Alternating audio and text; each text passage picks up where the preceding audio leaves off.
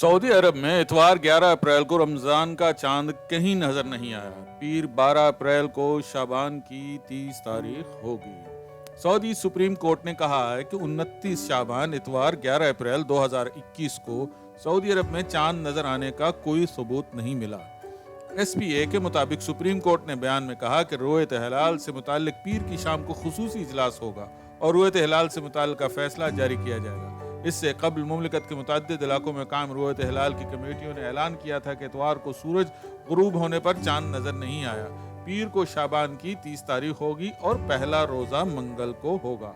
याद रहे कि सऊदी सुप्रीम कोर्ट ने मकामी और गैर मुल्कियों से अपील की थी कि इतवार 11 अप्रैल को 29 शाबान को रमजान का चांद देखने की कोशिश की जाए। चांद नजर आने पर अपनी शहादत करीबी तरीन अदालत या सरकारी इदारे में कलमबंद कराएं।